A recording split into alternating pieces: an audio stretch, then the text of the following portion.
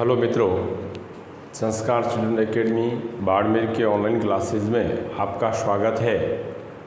और आज हम आपके सामने जो लेकर उपस्थित हुए हैं वो हमारा मुख्य टॉपिक रहेगा समास। क्या रहेगा? समास। तो समास के कितने भेद है और समास में किस प्रकार का सवाल पूछा जाता है और समास प्रत्येक की क्या स्थिति रहेगी, वो बात अपन करने जा रहे हैं। जैसे हमारा टॉपिक रहेगा मुख्य समास। तो सबसे पहले हमारे सामने यह बात आती है कि समास किसे कहते हैं। तो सम धन आस समास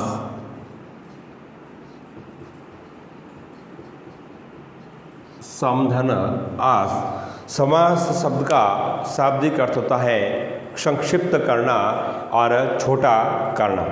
तो देखो, हिंदी भाषा को लेकर हमारे सामने कई प्रकार की ऐसी बातें आती हैं। तो उसमें क्या है कि समास के सहारे और उसी बात को अपन क्या छोटा कर सकते हैं और उसी बात को अपन संक्षिप्त में लिख सकते हैं।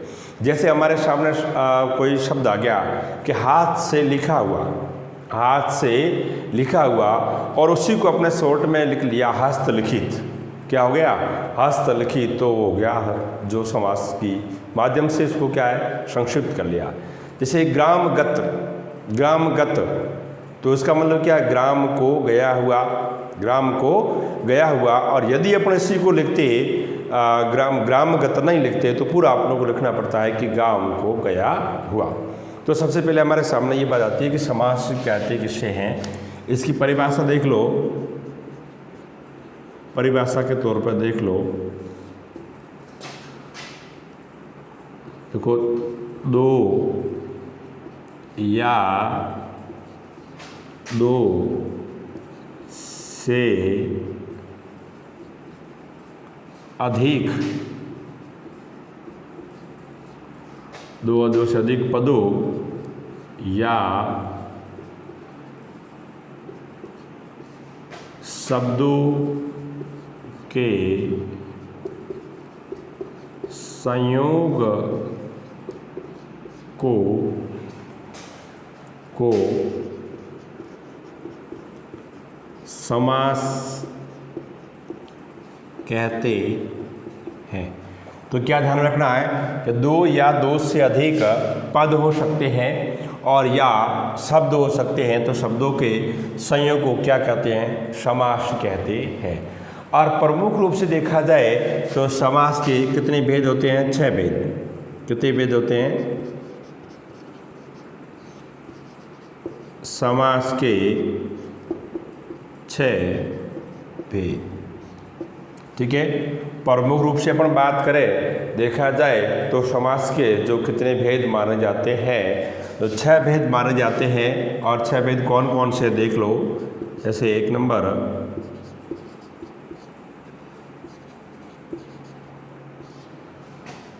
तत्पुरुष समास,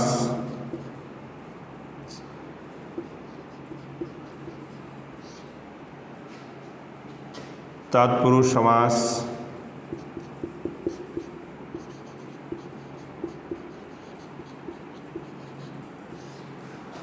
कर्मधारय समास,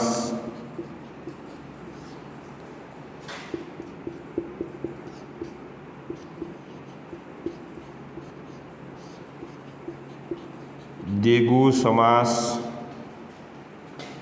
द्विगु समास। और उसके बाद में है आपके जो उसमें चौथा भेद इसका देख लो,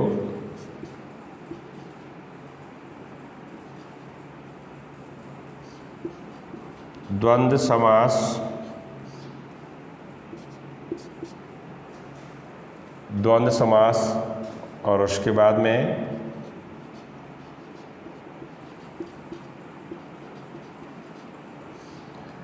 अवयवी भाव समास। और उसका छठा भेद है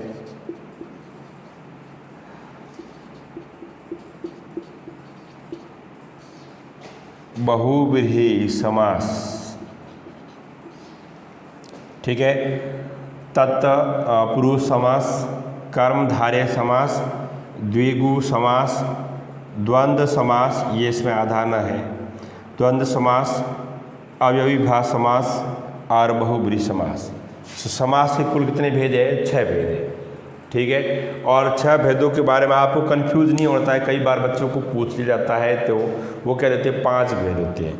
तो देख लो इसमें समास में सबसे पहले क्या आया है, आप उसको ऐसे याद रखना, स आया है सपेरा वाला, तो उसमें सबसे पहले स है, तो उसके भेद भी कितने हैं? 6 भेद है। ऐसा आप नॉर्मल ट्रिक में आप याद रख सकते हैं। तो प्रत्येक अब समास के बारे में बात की जाए तो देखो तत्पुरुष समास है, तो इस सभी समास में जब हम पढ़ेंगे तो इसमें ये बात स्पष्ट होगी, प्रथम पद प्रधान होगा या दूसरा पद प्रधान होगा या दोनों पद प्रधान होंगे या दोनों पद प्रधान न होकर अन्य कोई तीसरा अर्थ निकलेगा। तो उसमें 4 प्रकार की पोजीशन, 4 प्रकार की स्थिति रहेगी। जैसे तत्पुरुष समास किसे कहते हैं? तत्पुरुष समास में जो जैसे कारक के बारे में अपने बात की तो इसमें जो कुल 8 कारक होते हैं, 8 कारकों में से पहले वाला कर्ता कारक इसको छोड़कर और लास्ट वाला संबोधन कारक को छोड़कर 6 कारक इसमें तत्पुरुष समास में काम में लिए जाते हैं। कर्म को कारण से ही अपादान के लिए अपादान से अलग, संबंध का केरी, अधिकरण में पे पर, इसे कर्ता और संबोधन इसमें नहीं आएगा। कर्मधारय समास में कोई न कोई प्रकार की विशेषता बताई जाएगी, विशेष विशेषता के आधार पर।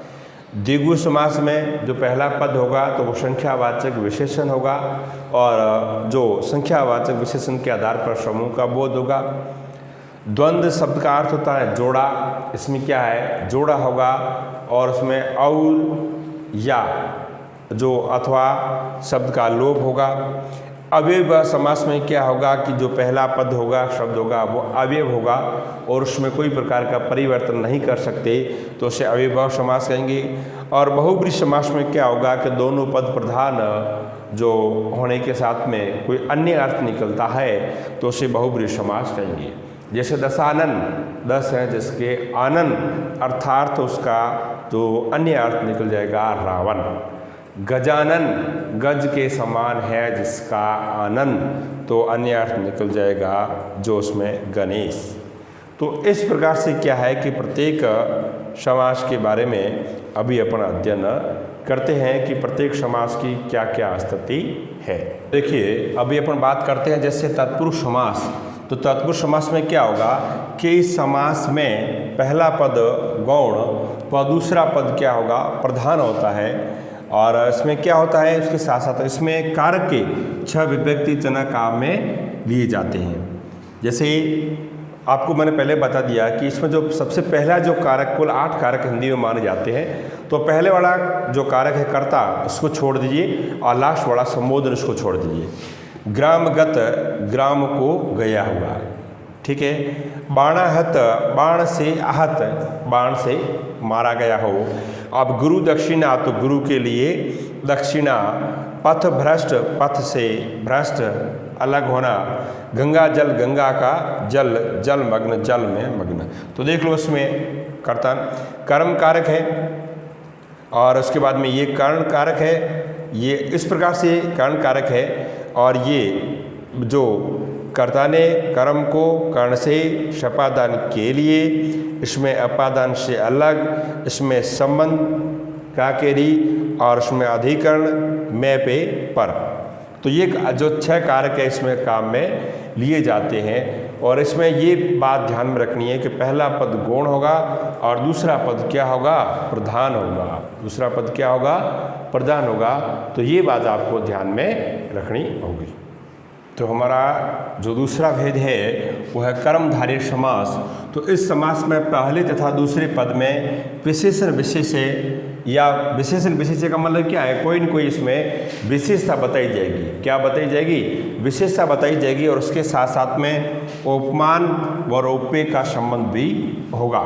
तो उस जगह कौन सा समास होगा? कर्मधारय समास होगा। या विशेषता बताई जा रही है महापुरुष। अब महान है जो पुरुष, अब इसकी पुरुष है, इसकी विशेषता ये बताई जा रही है कि ये महान है। ये क्या है? महान है। अब महात्मा, महान है जो आत्मा, इसमें तो आत्मा तो है लेकिन आत्मा कैसी है? वो महान है। ठीक है। और मुख चंद्र, तो उसमें देख लीजिए उपमान और उपमेय की बात की जा रही है और उसमें रूपी शब्द का लोप हो रहा है। किसका हो रहा है? रूपी शब्द का। मुख चंद्र, चंद्रमा रूपी मुख, भाव सागर, भाव रूपी सागर। तो उपमा उपमेय के आधार पर जिस जगह रूपी शब्द का लोप होता है तो उस जगह कौन सा समास होता है? कर्मधारय समास होता है। तो ये हमारा समास है। अब द्वंद्व समास, द्वंद्व शब्द का अर्थ क्या होता है? जोड़ा होता है। द्वंद्व समास का शब्द का अर्थ भी क्या होता है? जो होता है जोड़ा। अब जोड़े में कोई न कोई शब्द इसमें साथ में प्रयुक्त होते हैं। तो इस समास में दोनों पद समान रूप से प्रधान होते हैं, दोनों ही पद समान रूप से प्रधान होते हैं। अब देखो जैसे ये शब्द है और ये शब्द, दोनों ही क्या है? प्रधान है। और दोनों ही पद होने के साथ साथ में इसमें और शब्द का लोप होता है, और शब्द का लोप होता है और उसमें योजक चिन्ह होता है, और शब्द का लोप होता है और उसके साथ साथ में जो योजक चिन्ह का भी लोप होता है। और देखो योजक चिन्ह ये लगा हुआ है इस जगह, योजक चिन्ह रात दिन, रात और दिन, सीता राम और सीता और राम, हानि लाभ, हानि या लाभ, और उसमें आना जाना, आना या जाना। तो इस प्रकार से इसमें क्या है? जो दोनों ही पद समान रूप से प्रधान होते हैं और उसके साथ साथ उसमें और शब्द का लोप होता है और योजक चिन्ह के माध्यम से, योजक चिन्ह से ये शब्द आपस में जुड़े हुए जहाँ होते हैं तो उसे अपन क्या कहेंगे? द्वंद्व समास कहेंगे। तो देखिए द्विगु समास, द्विगु समास में क्या होगा कि समास में पहला पद संख्यावाचक होगा। क्या होगा? संख्यावाचक होगा तथा दूसरा पद है वो प्रधान होगा। तो द्विगु शब्द का अर्थ आप ये ध्यान रखना, दो। द्विगु शब्द का अर्थ क्या है? दो। और उसके साथ साथ में इसमें जो शब्द होगा वो संख्यावाचक जरूर होगा, उस संख्या का बोध जरूर होगा। इसमें सप्ताह, ठीक है, तो सप्ताह में क्या आ गया? सात। क्या आया? सात। 7 दिनों का समूह, 7 दिनों का समूह से क्या कहेंगे? सप्ताह। त्रि, तो त्रि का मतलब होता है 3। तो ये देखिए ये शब्द आया गया संख्यावाचक, 3 लोगों का समूह। उसके बाद में त्रिभुज, तो इसमें भी देखो ये 3 शब्द आया है, 3 भुजाओं का समूह। और नवरत्न, नव का मतलब होता है 9, तो 9 रत्नों का समूह। तो ये है कि पहला जो शब्द होगा, पहला जो पद होगा वो संख्यावाचक होगा और संख्यावाचक होने के साथ साथ में समूह का जिस जगह बोध करवाएगा तो उस जगह कौन सा समास होगा? द्विगु समास होगा। तो अगला देखिए अवयवी भाव समास, कि इस समास का पहला पद क्या होता है? अवयव। पहला पद क्या होता है? अवयव। अवयव शब्द का अर्थ क्या होता है? अधन व्यय, जिसको अपन खर्च नहीं कर सकते, इसे हम परिवर्तन नहीं कर सकते, तो उसे क्या कहते हैं? अवयव। जैसे लिंग है, काल है, कारक है, वचन है, उसके आधार पर जिसमें कोई प्रकार का परिवर्तन नहीं होता है उसे क्या कहते हैं? अवयव कहते हैं। तो इस प्रकार से ये भी अविभाव समास है जिसका रूप है सदैव एक सा रहता है, सदैव रूप एक सा रहता है, उसके रूप में परिवर्तन नहीं होता है, उसे कहते हो अविभाव। यथाशक्ति, शक्ति के अनुसार, यथा समय, समय के अनुसार, ठीक है। आजीवन, जीवन भर, प्रतिदिन, तो इसमें क्या हो गया? हर दिन। तो ये इसमें अवयव शब्द है और इन अवयव शब्द को मैं कोई प्रकार से इनके रूप में परिवर्तन नहीं कर सकते, तो वो क्या कहलाएगा? अवयवी भाव समास कहलाएगा। अगला हमारी जो बात रहेगी बहुब्रीहि समास, कि बहुब्रीहि समास किसे कहते हैं? तो बहुब्रीहि समास में क्या होता है? इस समास में दोनों पद गौण होते हैं। दोनों ही पद कैसे होते हैं? दोनों ही पद गौण होते हैं। वह अन्य पद जो उसका जो अन्य अर्थ जो निकलता है वो क्या कहलाता है? बहुब्रीहि समास। तो दोनों जो उसके पद है वो गौण और उसके साथ उसका जो अन्य अर्थ निकलता है, क्या निकलता है? अन्य अर्थ निकलता है, तो उसे हम क्या कहेंगे? बहुब्रीहि समास। कैसे? दशानन, 10 हैं आनंद जिसके, ये दोनों पद गौण हो गए और उसका तीसरा अर्थ निकल रहा है, अन्य अर्थ निकल रहा है रावण। अब देखिए गजानन, गज के समान आनंद, दोनों ही पद इसमें गौण है और तीसरा अन्य अर्थ निकल रहा है गणेश। महावीर, महान है जो वीर, ये 2 पद गौण और अन्य अर्थ निकल रहा है हनुमान। और नीलकंठ, नीला है कंठ, इसका अर्थार्थ शिव। तो इस प्रकार से ऐसे कई उदाहरण हैं। तो ये हमारा बहुब्रीहि समास है। और ये मुख्य है, हर बार परीक्षा में पूछा भी जाता है। तो परीक्षा में पूछने की दृष्टि से ये तो ऐसा पूछा जा सकता है कि जैसे द्विगु समास किसे कहते हैं, उसकी उदाहरण सहित परिभाषा लिखो। और या आपको ऐसे उदाहरण दिया जाएगा कि गजानन, ठीक है, तो निम्न शब्द का जो विग्रह करते हुए, निम्न शब्द का विग्रह करते हुए और समास का नाम स्पष्ट करो। तो ये जो समास की परिभाषा और समास की परिभाषा के साथ साथ में प्रत्येक शब्द का जो हमें विग्रह करना आना चाहिए, ये बोर्ड में सवाल पूछा जाता है। तो इसे देख लो, ये समास सम धन आस यानी संक्षिप्त करना, पास पास में लाना, छोटा करना, दो या दो से अधिक जो पदों या शब्दों के संयोग को क्या कहते हैं, समास कहते हैं। समास के कुल 6 भेद होते हैं। तो प्रत्येक जो भेद के बारे में आपने अच्छे से अध्ययन कर लिया है और इससे भी आप घर पे अध्ययन करते रहें और एक कॉपी के अंदर लिखते रहें, ताकि क्या है कि वो बात आपको अच्छी तरीके से याद हो जाए और जब भूलो तब भी क्या है कि उसको अच्छी तरीके से आप देख सको।